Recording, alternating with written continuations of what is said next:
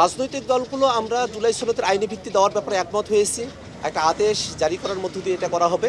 কিন্তু সে আদেশ আসলে কে জারি করবেন, কোথায় থেকে এই আদেশ জারি করার ক্ষমতা উৎসাহিত হবে এবং সে আদেশের ধরনটা কীরকম হবে,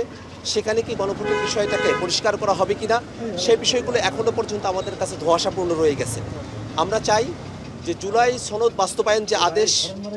জারি করা হবে সেটা যেন হেড অফ দ্য গভর্নমেন্ট হিসেবে ডক্টর মোহাম্মদ ইউনূস এটা জারি করেন এবং একই সাথে এই আদেশের মধ্য দিয়ে যে গণভোট অনুষ্ঠিত হবে সেই গণভোটের মধ্য দিয়ে সামনের যে সংসদ হবে সেখানে যে প্রতিনিধিরা আসবেন তারা যেন কনস্টিটিউয়েন্ট পাওয়ার পেয়ে সংবিধান শুধু সংশোধনের মধ্য দিয়ে এটাকে যেহেতু টেকসই করা সম্ভবপর নয়, এটা যেন একটা সংস্কারকৃত সংবিধান, আমরা যেন 2026-এর ছাত্র জনতার আত্মত্যাগের বিনিময়ে নতুন একটা বেসমেন্ট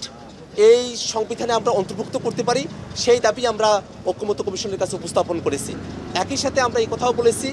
যে এই বিষয়গুলোকে জাতির কাছে খোলাসা করা হলেই তবেই কেবল স্বাক্ষর অনুষ্ঠান বা এই জুলাই সনদ সেটা জাতির কাছে একটা পরিপূর্ণ ডকুমেন্ট হিসেবে উপস্থাপিত হবে।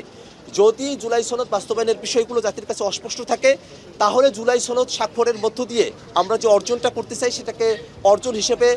সামনের দিকে প্রাপ্ত হওয়া অনিশ্চিত থেকে যাবে। এ কারণেই আমরা জুলাই সনদের বিষয়ে আমরা স্বাক্ষর করব কি করব না সেই বিষয়গুলোকে আমরা বিবেচনাধীন রেখেছি, এই শর্তের উপরে যে কমিশন এবং সরকার জুলাই সনদ বাস্তবায়নের বিষয়ে জাতির কাছে ক্লিয়ার রুটম্যাপ তারা উপস্থাপন করবে, আদেশের বিষয় কী হবে, গণভোটের প্রশ্নের ধরন কী হবে এবং সামনের সংবিধানে অন্তর্ভুক্ত করার প্রক্রিয়া কী হবে সেই বিষয়গুলো খোলাসা করার মধ্য দিয়েই আমরা জুলাই সনদে স্বাক্ষর করার আগ্রহী।